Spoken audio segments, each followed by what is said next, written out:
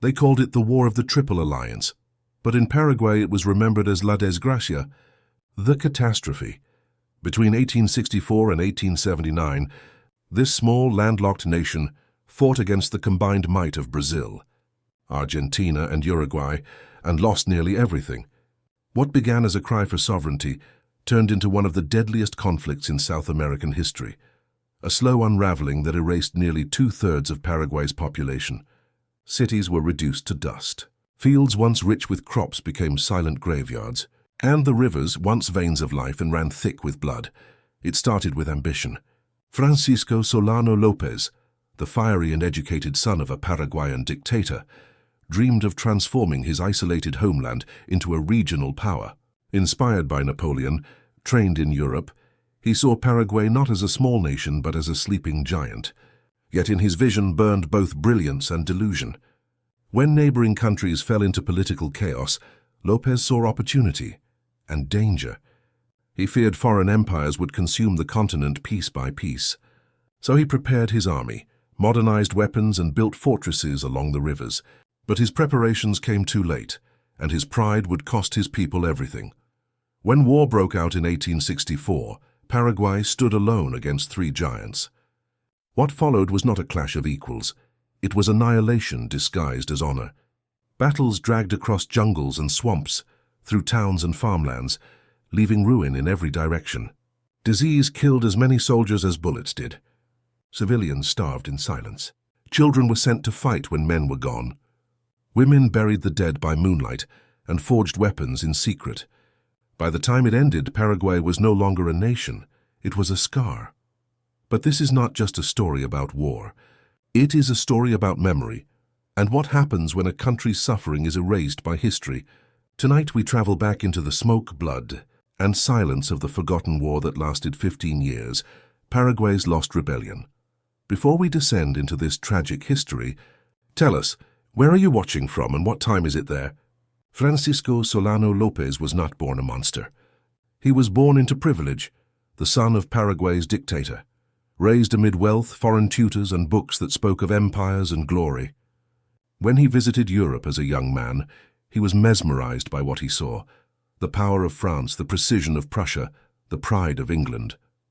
He returned home convinced that Paraguay could rise to greatness, but his vision was shaped by isolation and fear. Surrounded by larger, hostile neighbors, Lopez saw enemies everywhere. Brazil's expanding empire, Argentina's restless politics, Uruguay's shifting alliances, and all seemed to conspire against his dream. To protect Paraguay, he believed he had to control the continent's balance of power. But dreams forged in isolation often burn too brightly. When Brazil intervened in Uruguay's civil conflict, Lopez saw it as a direct threat to Paraguay's sovereignty. Against the advice of diplomats, he acted. In December 1864, Paraguayan forces seized a Brazilian steamer and declared war. Within months, Lopez ordered the invasion of Mato Grosso, Brazil's vast northern province. His soldiers marched through swamps and jungle, fighting heat, disease, and hunger, and they won. It was the last victory they would ever know. Brazil responded with fury, and soon Argentina joined the fight. By 1865, Uruguay had fallen under Brazilian influence and turned against Paraguay. Lopez, who imagined himself the defender of South American independence, now faced three nations united by vengeance. The Triple Alliance was born, and Paraguay's fate was sealed. At first, the Paraguayan army marched with pride, barefoot soldiers singing patriotic songs, carrying rusted rifles and homemade uniforms. Women and children waved flags as they passed. They believed they were fighting for freedom, unaware that they were walking into extinction. The rivers that had once connected Paraguay to trade and hope now became traps. Allied gunboats dominated the waters. Food shipments stopped. Disease spread faster than gunfire. Lopez refused to retreat. His vision, once noble, became an obsession. By 1866, Paraguay's cities began to empty. The capital, Asunción, grew quiet. Smoke from distant battlefields blackened the horizon. The world outside watched in silence, not realizing they were witnessing the slow death of a nation. The year 1866 brought fire to the land. Paraguay's army, once proud and determined, began to fracture under the crushing weight of the Triple Alliance. Disease spread through the ranks faster than bullets. Dysentery, fever, and hunger became as deadly as gunfire. The soldiers had no proper uniforms, no medicine, and little food. Many wore rags soaked in river water to cool their fevered bodies. Some fought barefoot on scorched soil, their rifles rusted, their ammunition dwindling. Yet they marched on, singing hymns to courage that echoed across fields already thick with the scent of death. At the heart of the carnage stood Lopez, proud and defiant. He built camps along the river Paraguay, fortresses of mud and stone, hoping to hold back 3 armies. His men dug trenches that bled into the swamps, where mosquitoes hummed over corpses half submerged in water. The enemy pressed closer, their iron ships bombarding Paraguayan positions with fire that lit the night sky red. The Battle of Tuyutí in May 1866 became one of the bloodiest in South American history. Over 20,000 dead in a single day. The ground shook beneath cannon fire. The cries of men and horses rose together into the choking smoke. When the sun set, the fields were silent except for the flies. Those who survived described scenes that no mind could forget. Bodies torn apart by cannonballs, rivers turned black with blood, and vultures circling endlessly above the plains. Still, Lopez refused to surrender. His speeches grew more desperate, his eyes hollow, his words burning with delusion and pride. Paraguay will never kneel, he declared, even as his people starved. He executed officers who spoke of retreat and sent boys as young as 12 into the trenches. Mothers wept silently, handing their sons wooden rifles and blessing them for battles they would never survive. By the year's end, the once mighty Paraguayan army had become a phantom, hollow-eyed soldiers fighting for a cause that no longer promised life, only endurance. The Allies advanced relentlessly, their numbers endless, their weapons modern and merciless. Paraguay, small and landlocked, had become a graveyard. Yet even as the bodies piled high and the rivers turned to rot, Lopez held his ground, obsessed with the idea that surrender would mean the death of honor itself. He was right, but in saving his pride, he would destroy his nation. By 1867, Paraguay was no longer a nation but a wound. Entire villages had been emptied of men. The sound of hammers and saws was gone. No one was left to build or repair. Only women, children, and the old remained, ghosts walking through fields of weeds, surviving on roots and river water. The once bustling capital, Asunción, had become a hollow shell, its streets scattered with the bones of horses and the ashes of burned homes. The bells of the churches rang only for funerals now, and even those became too many to count. The Triple Alliance pressed deeper into Paraguayan territory. Brazilian troops, better armed, fed, and reinforced, cut through the countryside, leaving scorched earth behind. Yet Lopez would not yield. He believed himself chosen, divinely destined to resist. His mind grew sharp with paranoia. He saw betrayal in every shadow. Ministers, officers, even his own family were accused of treason. In one dreadful night at San Fernando, he ordered the arrest of dozens of men and women, friends, advisors, even priests. Torture became a daily ritual. The cries of the accused echoed through the halls where prayers once rose. Lopez's mother was imprisoned. His brothers were executed. His own wife, Elisa Lynch, the Irish mistress once adored as Paraguay's first lady, watched as the man she loved descended into madness. She had followed him through every battlefield, her silk dresses turned to rags, her golden hair caked with dust. At night she wrote in her diary by candlelight, her words trembling with despair. He has lost everything, yet he believes he has lost nothing. He sees himself as immortal. Meanwhile, the war swallowed generations. The soldiers who remained were children, some barely old enough to lift a musket. They tied bandanas around their eyes so they wouldn't see death coming. The forests hid the remnants of an army that no longer believed in victory, but had forgotten how to surrender. Hunger turned to madness. Men ate the leather from their boots. Mothers boiled weeds for soup. In the south, entire rivers shimmered red after battles, their waters thick with the blood of those who had fought, believing God still walked among them. But heaven had long abandoned Paraguay. Only Lopez remained, the man who called himself El Supremo, still standing over the ruins of a nation he swore to protect. His eyes, once fierce with conviction, now burned with something darker, the conviction that if Paraguay was to die, it would die with him. By 1868, Paraguay was a graveyard disguised as a country. The few soldiers who still stood beneath Lopez's flag were boys wearing the boots of dead men. Their uniforms hung loose on their thin bodies. Their rifles were rusted, their powder scarce. But Lopez still roared speeches of destiny. He promised resurrection through sacrifice, glory through ruin. And though his people were broken, they listened, because faith was the only thing they had left. The Allied armies, Brazil, Argentina, and Uruguay, advanced without mercy. They burned crops, seized livestock, and left villages in ashes. Their commanders called it strategy. But in truth it was punishment. Revenge for Lopez's arrogance, for the audacity of a small nation daring to defy empires. Thousands of Paraguayan civilians fled into the wilderness.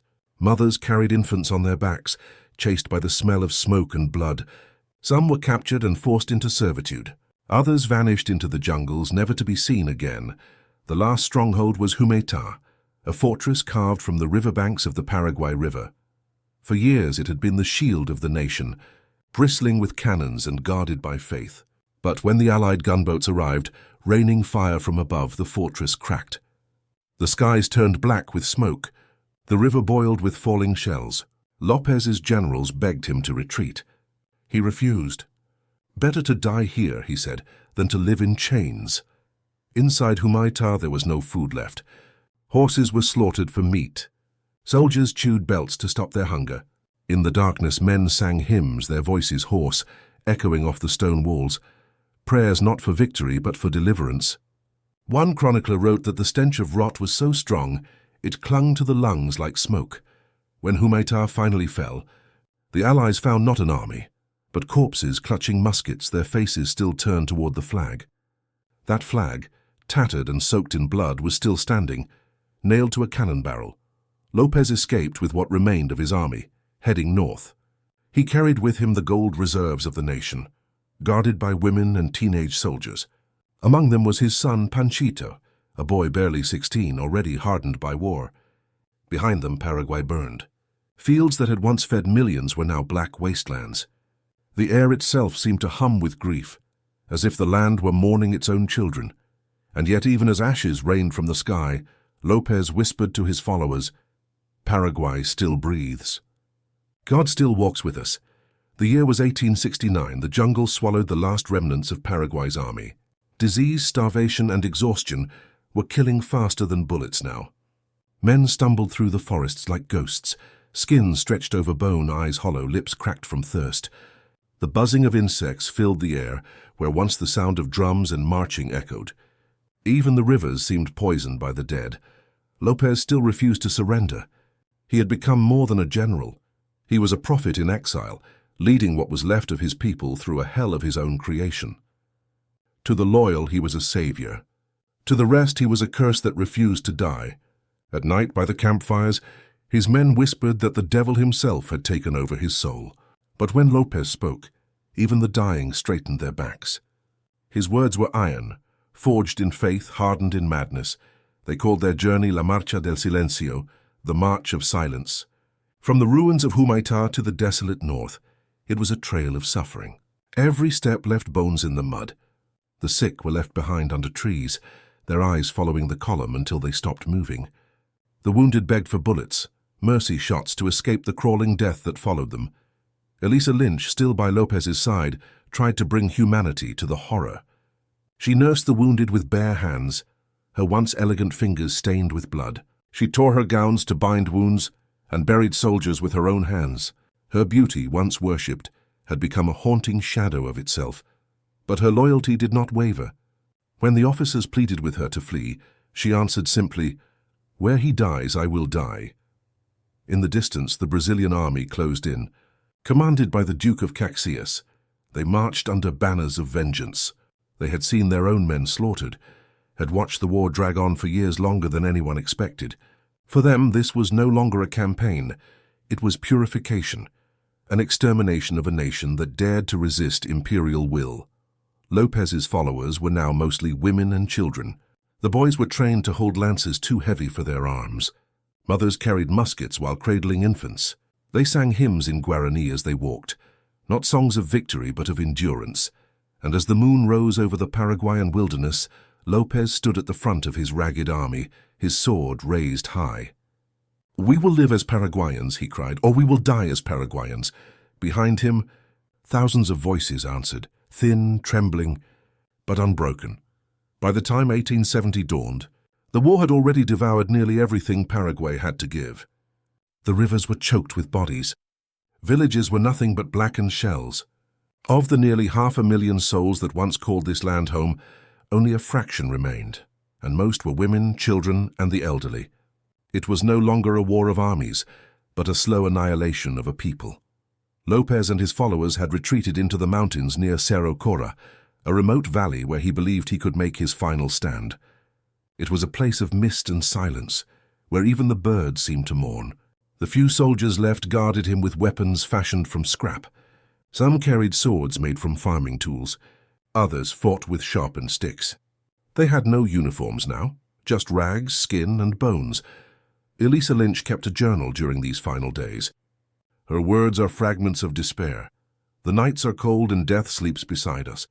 Yet he still believes we will rise again. He prays not for victory, but for eternity." She wrote of the children who followed their fathers into battle, their faces too young to hold such terror.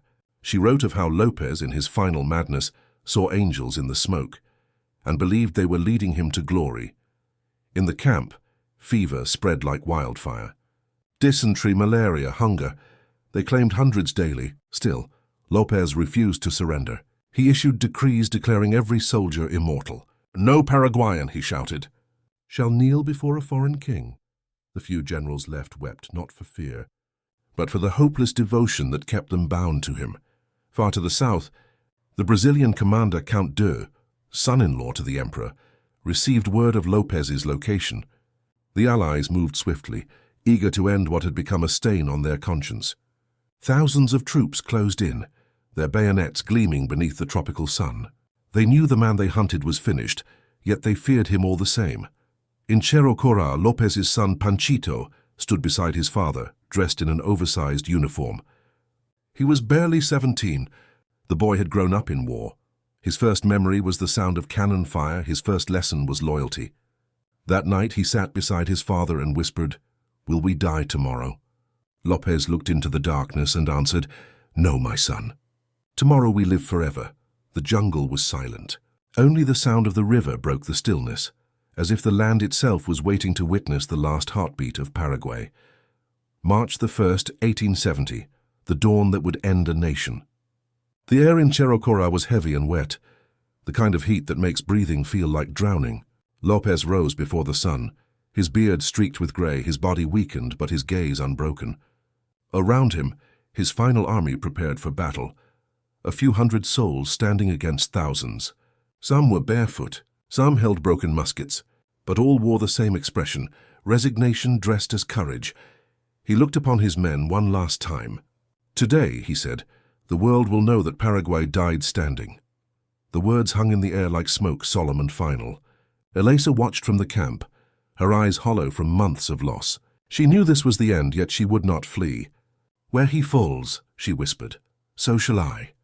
When the first shots echoed through the valley, they shattered the silence of centuries. The Brazilian forces descended in waves, disciplined, relentless, armored in vengeance. Lopez's men fired once, twice, then charged. What followed was not a battle, but a massacre. The Paraguayans fell in rows, their blood soaking into the red soil that had birthed them. Still, they fought with a fury born not of hope, but of pride, a desperate defiance of oblivion. Panchito, Lopez's son, rode beside his father. The boy's voice rang through the chaos, calling for the flag to be raised higher. It was the last time his words would ever be heard. A bullet struck him through the chest. He fell silently, clutching the banner of Paraguay to his heart. Lopez dismounted and knelt beside his son, his hands trembling as he closed the boy's eyes. For the first time in years, the man who called himself immortal wept. The Brazilian soldiers surrounded them. General Câmara called out, offering mercy, "Surrender, Lopez. The war is over." But Lopez rose to his full height, sword still in hand. His voice cracked, but his defiance did not. "I will not surrender," he declared. "I die with my country." He turned toward the forest, perhaps to flee, perhaps to fight one last time. But before he could take another step, a rifle cracked. The bullet struck his heart. Francisco Solano Lopez, dictator, patriot, madman, prophet, fell upon the soil of his homeland. His blood mingled with the river nearby, turning its waters crimson under the morning sun. With his last breath, he murmured, "Muero con mi patria." I die with my country. The valley of Cerro Corá fell silent after Lopez's death. The few survivors, exhausted, bleeding, and broken, looked around in disbelief. Their leader, their father, their symbol of defiance was gone. Some wept openly. Others simply stood frozen, staring at the blood-soaked soil that had claimed him. The dream of a sovereign Paraguay, held so tightly by one man for 15 long years, had vanished like smoke in the wind. The Brazilian forces moved cautiously among the remnants of the Paraguayan army. They took prisoners. Internationally, the War of the Triple Alliance became a cautionary tale. Nations reflected on the devastating cost of unchecked ambition, of pride pushed beyond reason, and of the peril faced by a small nation challenging empires. Scholars and diplomats alike studied Paraguay's loss, its staggering demographic collapse, and the resilience of those who survived. In Europe and the Americas, the story traveled as a grim warning. Defiance carries a price, and the consequences of war ripple far beyond the battlefield. Today, Paraguay remembers. Monuments stand where battles raged, commemorating the men and women who gave their lives for a dream that ultimately failed, but whose legacy endures. The rivers, forests, and fields bear silent witness to the suffering and courage of the past. The nation that survived the 15-year catastrophe did so because its people refused to forget, because they carried the memory of the dead alongside their own survival. Paraguay's lost rebellion remains a testament to endurance, a warning of the human cost of ambition, and a reminder that even when a country seems vanquished, its spirit can endure.